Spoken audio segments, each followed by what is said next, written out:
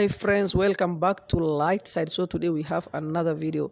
Please like to this video, subscribe to this channel if you are new. So we have another video. Our video is all about how you can check your YouTube revenue. So please, we want to look how much money you made on your YouTube channel.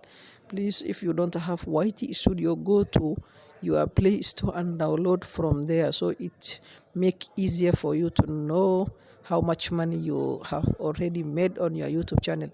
Please, if you gain something from this channel, don't miss to like and subscribe to this channel. Thank you. Let's do so. We will use arrows to show you step by step. Thank you. We really appreciate for your support. Thanks.